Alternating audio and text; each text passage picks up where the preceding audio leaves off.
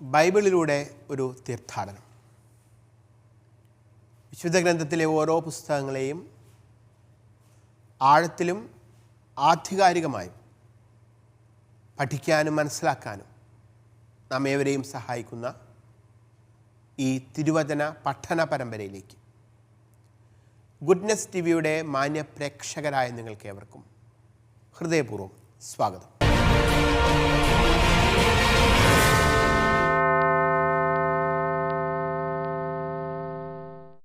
എസ്തേറിൻ്റെ പുസ്തകത്തിൻ്റെ പഠനം നാം നടത്തിക്കൊണ്ടിരിക്കുകയാണ്.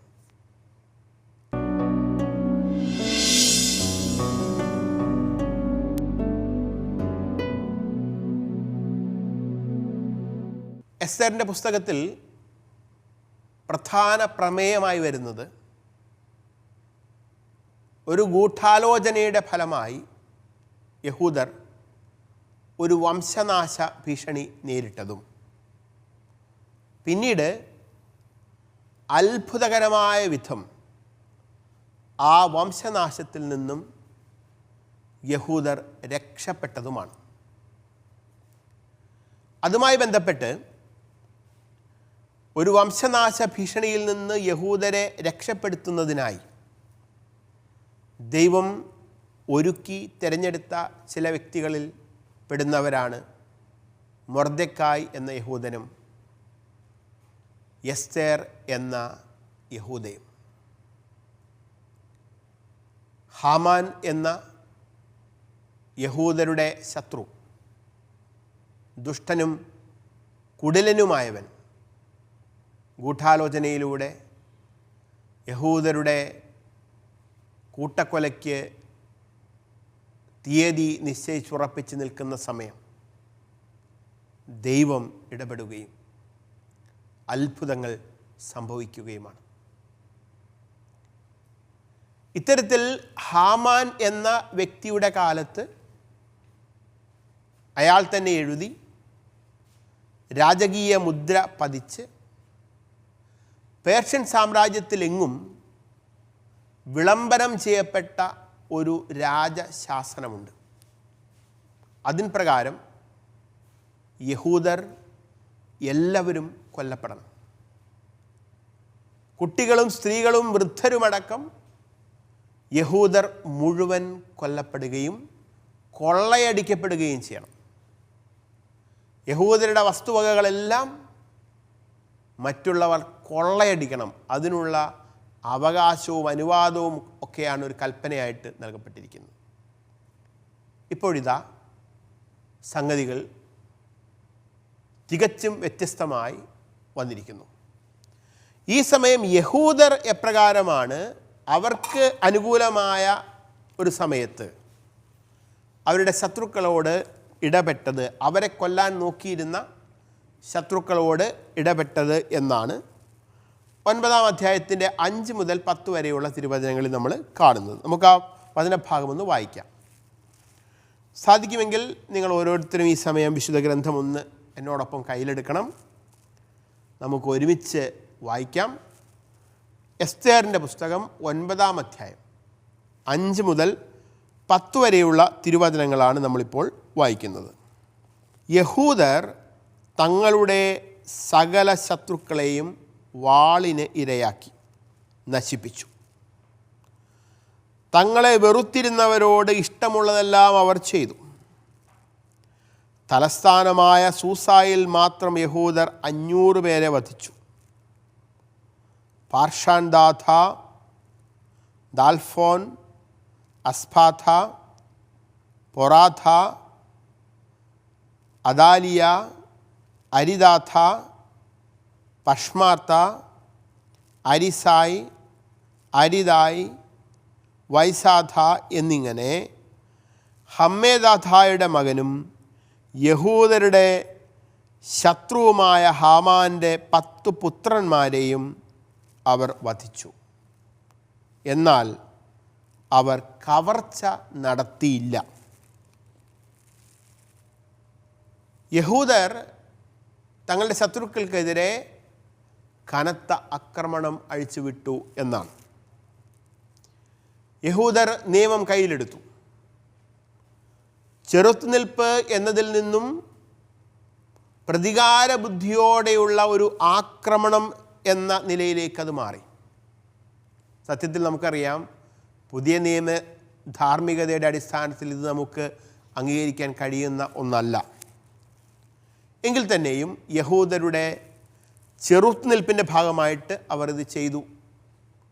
എന്നാൽ അത് അല്പം കടന്നുപോയി എന്ന് ഇത് വായിക്കുമ്പോൾ നമുക്ക് മനസ്സിലാക്കാനും സാധിക്കും. അതുകൊണ്ട് അതേപടി യഹൂദരുടെ ആ നിലപാടിനെ പുതിയ നിയമ ധാർമ്മികതയുടെ അടിസ്ഥാനത്തിൽ നമുക്ക് അംഗീകരിക്കാനോ ശ്ലാഘിക്കാനോ സാധിക്കുകയില്ല.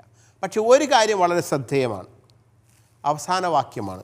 എന്നാൽ അവർ കവർച്ച നടത്തിയില്ല എന്ന് പറയുന്നുണ്ട്.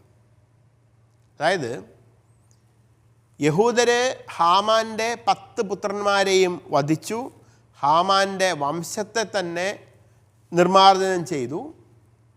പക്ഷെ അവർ കവർച്ചയൊന്നും നടത്തിയില്ല. കവർച്ചയൊന്നും അവർ നടത്തിയില്ല എന്ന വാക്യം പിന്നീട് പലതവണ ആവർത്തിക്കുന്നുണ്ട്. അതായത് വേണമെങ്കിൽ ശത്രുക്കളെ കൊള്ളയടിക്കാനും കവർച്ച നടത്താനുമുള്ള അനുവാദം ഇവർക്കുണ്ടായിരുന്നു, എല്ലാ സാധ്യതകളും ഇവർക്കുണ്ടായിരുന്നു. എന്നിട്ടും അവർ ശത്രുക്കളെ കവർച്ച ചെയ്തില്ല, കൊള്ളയടിച്ചില്ല എന്നാണ് പറയുന്നത്. എന്തുകൊണ്ടായിരിക്കും ശത്രുക്കളെ ഇവർ കൊള്ളയടിക്കാത്തത്, കവർച്ച നടത്താത്തത്?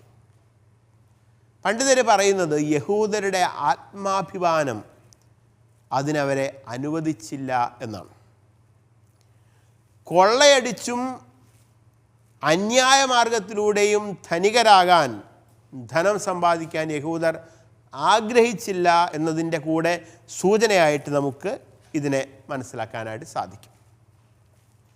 അടുത്തതായി 9-ാം അധ്യായത്തിൻ്റെ 11 മുതൽ 14 വരെയുള്ള തിരുവചനങ്ങളിൽ എസ്തേർ രാജ്ഞി വീണ്ടും രാജസന്നിധിയിൽ കടന്നു വരുന്നതും ഇടപെടുന്നതുമാണ് നമ്മൾ കാണുന്നത്. നമുക്കതൊന്ന് വായിക്കാം.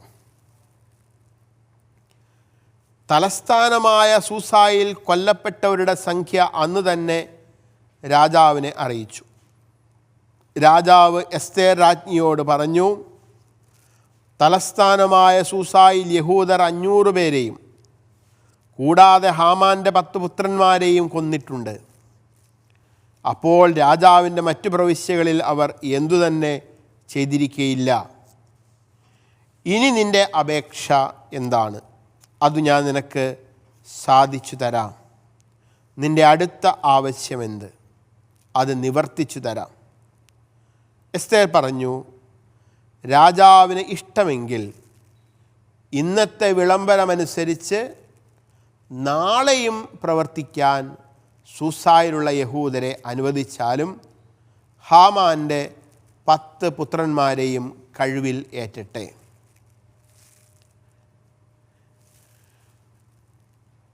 അങ്ങനെ ചെയ്യുന്നതിന് രാജാവ് കൽപ്പന നൽകി.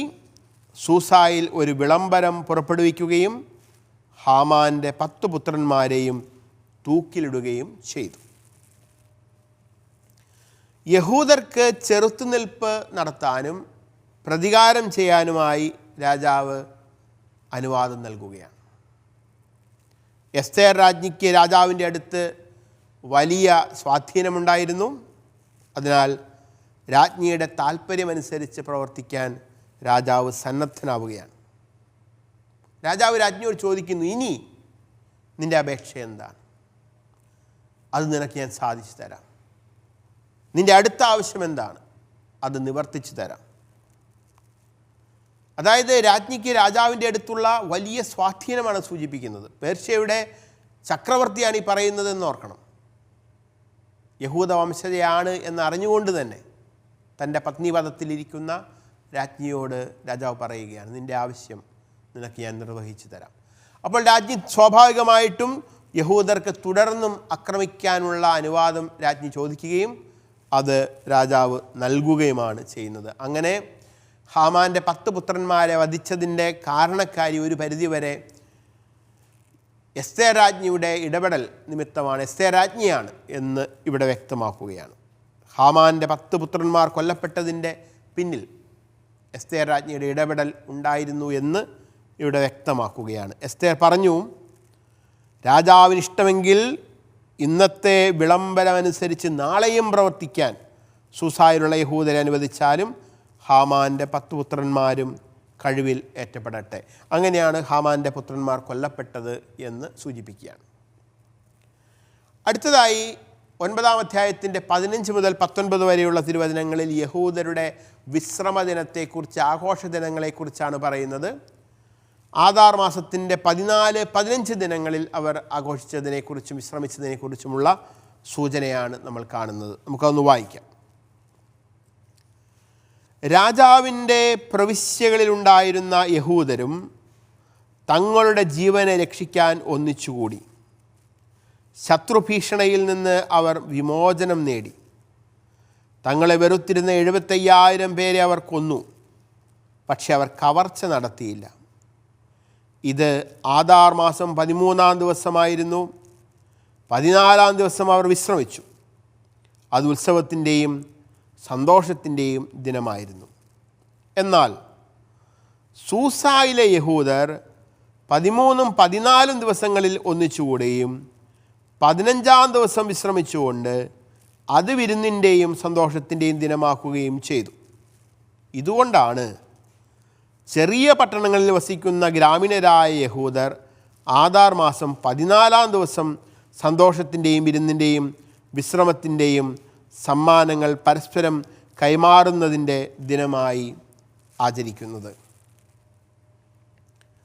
ചെറിയ പട്ടണങ്ങളിൽ വസിക്കുന്ന ഗ്രാമീണ ജൂതർ ആദാർ മാസം 14-ാം തീയതിയും മറ്റുള്ളവർ സൂസായിലെ പതിവ് പോലെ 13ഉം 14ഉം ദിവസങ്ങളിലും പൂരീം തിരുനാൾ കൊണ്ടാടി എന്ന് പറയുന്നു. എന്നാൽ സൂസായിലെ യഹൂദർ, തലസ്ഥാന നഗരിയിലെ യഹൂദർ 13ഉം 14ഉം ദിവസങ്ങളിൽ ഒന്നിച്ചു കൂടുകയും 15-ാം ദിവസം വിശ്രമിച്ചുകൊണ്ട് അത് വിരുന്നിൻ്റെയും സന്തോഷത്തിൻ്റെയും ദിനമാക്കുകയും ചെയ്തു. എന്തുകൊണ്ടാണ് സൂസാ നഗരത്തിലും ഗ്രാമങ്ങളിലും വ്യത്യസ്ത തീയതികളിൽ പൂരീം എന്ന തിരുനാൾ ആഘോഷിക്കാൻ ഇടവന്നത് എന്നതിൻ്റെ ചരിത്രപരമായ വിശദീകരണമാണ് ഇവിടെ നൽകിയത്. ചെറിയ പട്ടണങ്ങളിൽ ജീവിക്കുന്നവർ എന്നൊരു തിരിവ് ഇവിടെ നമ്മൾ കാണുന്നുണ്ട്. ചെറിയ പട്ടണങ്ങളിൽ ജീവിക്കുന്നവർ എന്നതുകൊണ്ട് എന്താണ് ഉദ്ദേശിക്കുന്നത്? മതിലില്ലാത്ത, അതായത് മതിൽക്കെട്ടുകൾ കൊണ്ട് സുരക്ഷിതമാക്കിയിട്ടില്ലാത്ത പട്ടണങ്ങളെയാണ് അക്കാലത്ത് ചെറിയ പട്ടണങ്ങൾ എന്ന് വിളിച്ചിരുന്നത്. മതിലില്ലാത്ത ഗ്രാമങ്ങളും മതിലുള്ള പട്ടണങ്ങളും ഏതൊക്കെയാണ് എന്ന് പിന്നീട് റബ്ബിമാരുടെ ഇടയിൽ തർക്കമുണ്ടാവുകയും ഒടുവിൽ ഒരു തീരുമാനം എടുക്കുകയും ചെയ്യുന്നു. ആ തീരുമാനം ഇതാണ്: ജോഷുവയുടെ നാളുകൾ മുതൽ മതിലുകളുള്ള പട്ടണങ്ങൾ സൂസാക്കാരോടൊപ്പം, പേർഷ്യൻ തലസ്ഥാനത്തിലുണ്ടായിരുന്ന ആളുകളോടൊപ്പം പൂരീം ആഘോഷിക്കാൻ തീരുമാനിക്കുകയാണ്. അല്ലാത്തവരെല്ലാം ഗ്രാമീണരായ ആളുകളുടെ ഒപ്പം പൂരീം ആഘോഷിക്കാനും തീരുമാനിക്കുന്നു. അങ്ങനെ 2 ദിവസങ്ങളിലായി ആഘോഷങ്ങൾ മാറുന്നതിനുള്ള ചരിത്രപരമായ കാരണങ്ങളാണ് നമ്മളിപ്പോൾ കണ്ടത്. അടുത്തതായി 9-ാം അധ്യായത്തിൻ്റെ 20 മുതൽ 22 വരെയുള്ള തിരുവചനങ്ങളിൽ പൂരീം എന്ന ആഘോഷം യഹൂദർക്ക് നിർബന്ധമായതിന് കാരണമായി തീർന്ന ഒരു ചരിത്ര രേഖയെക്കുറിച്ചാണ് പറയുന്നത്. നമുക്കൊന്ന് വായിക്കാം. മൊർദെഖായി ഇതെല്ലാം രേഖപ്പെടുത്തി. അഹസ്വേരൂസ് രാജാവിൻ്റെ സകല പ്രവിശ്യകളിലുമുള്ള സമീപസ്ഥരും വിദൂരസ്ഥരുമായ സകലർക്കും യഹൂദർക്കും എല്ലാ വർഷവും ആദാർ മാസം 14ഉം 15ഉം ദിവസങ്ങൾ ശത്രുക്കളിൽ നിന്നുള്ള മോചനത്തിൻ്റെ ദിനങ്ങളായും ആ മാസം ദുഃഖം സന്തോഷമായും വിലാപം വിശ്രമമായും തീർന്ന മാസമായും ആചരിക്കണമെന്ന് അവൻ എഴുതി. വിരുന്നിൻ്റെയും സന്തോഷത്തിൻ്റെയും ദിനങ്ങളായി പരസ്പരം സമ്മാനങ്ങളും ദരിദ്രർക്ക് ദാനങ്ങളും കൊടുക്കുന്ന ദിവസമായി അത് ആചരിക്കണമെന്നും അവൻ എഴുതി. മൊർദെഖായി ഇതെല്ലാം രേഖപ്പെടുത്തി. ചുരുക്കത്തിൽ മൊർദെഖായി എഴുതിയ ഈ രേഖയാണ് പൂരീം ആഘോഷത്തിൻ്റെ അടിസ്ഥാനം. ശത്രുക്കളുടെ മേൽ വിജയം വരിച്ച യഹൂദർ തങ്ങളുടെ ആഹ്ലാദത്തിൻ്റെയും ആഘോഷത്തിൻ്റെയും ഉത്സവ ദിനങ്ങൾ ആചരിച്ചതാണ് പൂരിം തിരുനാൾ. മൊർദെഖായി പൂരിം ആഘോഷങ്ങളുടെ ദിവസങ്ങൾക്ക് നിയമസാധുത നൽകി യഹൂദ കലണ്ടറിൽ പതിപ്പിച്ചു. അങ്ങനെ യഹൂദരുടെ പരമ്പരാഗതമായ നിയമപുസ്തകത്തിൻ്റെ ഉള്ളടക്കത്തിന് പുറത്ത് ആവിർഭവിച്ച ഈ തിരുനാളിനും നിയമസാധുത കിട്ടുകയാണ്. ഇപ്പോൾ യഹൂദരുടെ മറ്റ് തിരുനാളുകൾ എടുക്കുക. ഉദാഹരണത്തിന് യഹൂദരുടെ പെസഹ തിരുനാൾ, പുളിപ്പില്ലാത്ത അപ്പത്തിൻ്റെ തിരുനാൾ, സുക്കോത്ത് തിരുനാൾ എന്നറിയപ്പെടുന്ന കൂടാര തിരുനാൾ, ഇതെല്ലാം നിയമഗ്രന്ഥവുമായി അഭേദ്യം ബന്ധപ്പെട്ട് കിടക്കുന്ന തിരുനാളുകളാണ്. പക്ഷെ പൂരിം തിരുനാളിന് നേരിട്ട് നിയമഗ്രന്ഥവുമായി യാതൊരു ബന്ധവുമില്ല. അതുകൊണ്ട് മൊർദെഖായിയുടെ ഈ എഴുത്തിന് വലിയ പ്രാധാന്യമുണ്ട്. എല്ലാ വർഷവും ആദാർ മാസം 14-15 ദിവസങ്ങൾ പൂരിം ആഘോഷമായി നിശ്ചയിക്കപ്പെട്ടു. അതാചരിക്കാൻ സകല യഹൂദർക്കും കടമയുണ്ട് എന്നും ഈ രേഖയിലൂടെ മൊർദെഖായി വ്യക്തമാക്കി. മറ്റൊന്നുകൂടി മൊർദെഖായി ഇവിടെ പറയുന്നുണ്ട്. ദരിദ്രർക്ക് ദാനം കൊടുക്കുന്ന ദിനങ്ങളായി ഇതാചരിക്കണമെന്നും എഴുതി. അതായത് ചരിത്രം മാത്രം പരിഗണിച്ചാൽ മതപരമായ ഒരു പശ്ചാത്തലം പൂരിം തിരുനാളിനില്ല. ഉദാഹരണം പറഞ്ഞാൽ പെസഹ തിരുനാൾ യഹൂദരെ സംബന്ധിച്ച് വളരെ പ്രധാനപ്പെട്ട ഒന്നാണ്. ഈജിപ്തിൻ്റെ അടിമത്തത്തിൽ നിന്ന് അവർ വിമോചിതരായ പെസഹ കുഞ്ഞാട് ബലിയർപ്പിക്കപ്പെട്ട, പെസഹ കുഞ്ഞാടിൻ്റെ രക്തം വാതിൽപ്പടിയിൽ തളിക്കപ്പെട്ട ആ രാത്രിയിൽ കർത്താവിൻ്റെ സംഹാരദൂതൻ അവരെ കടന്നുപോയ മഹത്തായ ഓർമ്മകളുള്ള ദിനമാണ് പെസഹ തിരുനാൾ. അതുപോലെ ഓരോ തിരുനാളുകൾക്കും ഒരു ചരിത്രപരമായ പശ്ചാത്തലം യഹൂദരുടെ തിരുനാളുകൾക്കുണ്ട്.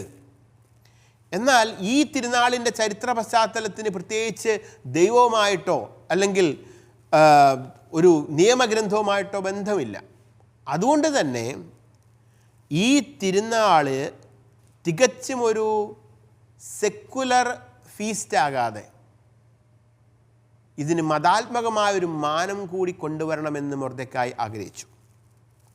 അതുകൊണ്ടാണ് ദരിദ്രർക്ക് ദാനങ്ങളും കൊടുക്കുന്ന ദിനങ്ങളായി അത് ആചരിക്കണമെന്നും അവൻ എഴുതി എന്ന് പറയുന്നത്. അതായത് യഹൂദർ തങ്ങളുടെ ഉത്സവമേളങ്ങൾക്കിടയിൽ അവർക്കിടയിലെ ദരിദ്രരുടെ സങ്കടങ്ങൾ മറക്കരുത്. ദാനധർമ്മം നടത്താത്ത തിരുനാളുകൾ ദൈവം ഇഷ്ടപ്പെടുന്നില്ല. ഇക്കാര്യം ഇന്നും നമ്മൾ ആഘോഷങ്ങൾ നടത്തുന്ന വേളയിലും മറക്കാൻ പാടില്ലാത്തതാണ്. ദരിദ്രരെ മറന്നുകൊണ്ട് ദരിദ്രരുമായി പങ്കുവയ്ക്കപ്പെടാത്ത തിരുനാളുകൾക്ക് യാതൊരു അർത്ഥവും പ്രസക്തിയുമില്ല എന്ന് നമ്മൾ ഓർക്കണം. അത് മതപരമായ തിരുനാളുകളായിക്കൊള്ളട്ടെ, മറ്റ് ഉത്സവങ്ങളായിക്കൊള്ളട്ടെ, സന്തോഷ ദിനങ്ങളായിക്കൊള്ളട്ടെ, ആഘോഷങ്ങളായിക്കൊള്ളട്ടെ, ദരിദ്രരുമായി പങ്കുവയ്ക്കപ്പെടാത്ത തിരുനാളുകൾക്കും ആഘോഷങ്ങൾക്കും സത്യത്തിൽ അർത്ഥമില്ല എന്നുകൂടി ഈ കാര്യം നമ്മളെ ഓർപ്പിക്കുകയാണ്. അടുത്തതായി പൂരിം എന്ന തിരുനാളിൻ്റെ, പൂരിം എന്ന പേരിൻ്റെ ഉൽപ്പത്തി, എങ്ങനെയാണ് ആ പേരുണ്ടായത്, അത് ഒരിക്കൽ കൂടി വ്യക്തമാക്കുകയാണ്. 9-ാം അധ്യായത്തിൻ്റെ 23 മുതൽ 27 വരെയുള്ള തിരുവചനങ്ങളിലാണ് നമ്മളത് കാണുന്നത്. നമുക്ക് അതൊന്ന് വായിക്കാം. അങ്ങനെ തങ്ങൾ ആരംഭിച്ചതുപോലെയും മൊർദെഖായി എഴുതിയതുപോലെയും യഹൂദർ ആചരിച്ചു തുടങ്ങി.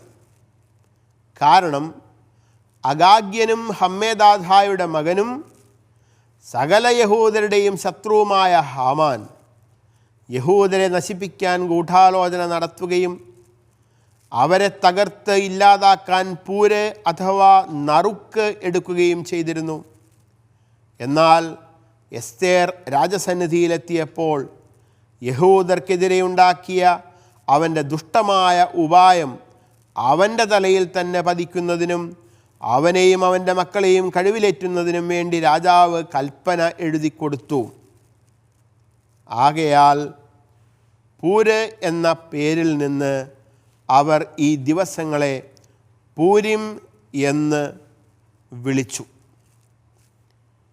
ഈ കത്തിലെഴുതിയിരിക്കുന്നതും ഇക്കാര്യത്തിൽ തങ്ങൾക്ക് നേരിടേണ്ടി വന്നതും സംഭവിച്ചതുമായ കാര്യങ്ങളും നിമിത്തം തങ്ങളും തങ്ങളുടെ സന്തതികളും തങ്ങളോട് ചേരുന്നവരും എഴുതപ്പെട്ടതനുസരിച്ച് മുടക്കം കൂടാതെ ഓരോ വർഷവും ഈ സമയത്ത് ഈ 2 ദിവസങ്ങളും ഓരോ തലമുറയിലും ഓരോ കുടുംബത്തിലും പ്രവിശ്യയിലും നഗരത്തിലും ഓർമ്മിക്കുന്നതിനും ആഘോഷിക്കുന്നതിനും പൂരിം ദിനങ്ങൾ മറന്നുകളയുകയോ ഈ ദിനങ്ങളുടെ ഓർമ്മ തങ്ങളുടെ സന്തതികളുടെ ഇടയിൽ നിന്ന് മാഞ്ഞു പോവുകയോ ചെയ്യാതിരിക്കുന്നതിനും വേണ്ടി യഹൂദർ നിയമം നിർമ്മിക്കുകയും അപ്രകാരം ആചരിച്ചു പോരുകയും ചെയ്തു. അപ്പോൾ ഇതിൽ എന്തുകൊണ്ടാണ് പൂരിം എന്ന പേരുണ്ടായത് എന്ന് ഇവിടെ വ്യക്തമാക്കുകയാണ്. സത്യത്തിൽ പൂര് എന്ന വാക്കിൻ്റെ അർത്ഥം നറുക്ക് എന്നാണ്. നറുക്ക് എന്നാണ്. അപ്പോൾ നറുക്ക് ഇട്ടാണ് ഹാമാൻ യഹൂദരെ കൊല്ലാനുള്ള ദിനം ആദാർ മാസത്തിൻ്റെ 13-ാം തീയതി തിരഞ്ഞെടുത്തത്. പക്ഷേ അതേ ദിനത്തെ ദൈവം രൂപാന്തരപ്പെടുത്തിയതിനെ സംബന്ധിച്ചാണ് നമ്മൾ ഇവിടെ കാണുന്നത്. അതിൽ നിന്നുമാണ് ഈ പേര് ഉണ്ടാകുന്നത്. അടുത്തത് 9-ാം അധ്യായത്തിൻ്റെ 28 മുതൽ 32 വരെയുള്ള തിരുവചനങ്ങളിൽ ഒരു 2ാമത്തെ കത്തിനെക്കുറിച്ച് സൂചിപ്പിക്കുന്നുണ്ട്. അതായത് ഓരോ പ്രവിശ്യയിലും നഗരത്തിലും ഈ ദിനം ഓർമ്മിക്കുന്നതിനും ആഘോഷിക്കുന്നതിനും പൂരിം ദിനങ്ങൾ മറന്നുകളയുകയോ ഈ ദിനങ്ങളുടെ ഓർമ്മ തങ്ങളുടെ സന്തതികളിൽ നിന്ന് മാഞ്ഞു പോവുകയോ ചെയ്യാതിരിക്കുന്നതിനും വേണ്ടി നിയമം നിർമ്മിക്കുകയും അപ്രകാരം ആചരിച്ചു പോരുകയും ചെയ്തു. അബിഹായിലിൻ്റെ മകളായ എസ്തേർ രാജ്ഞിയും യഹൂദനായ മൊർദെഖായും പൂരിമിനെ സംബന്ധിക്കുന്ന ഈ 2ാമത്തെ കത്തിന് രേഖാമൂലം ആധികാരികമായ സ്ഥിരീകരണം നൽകി.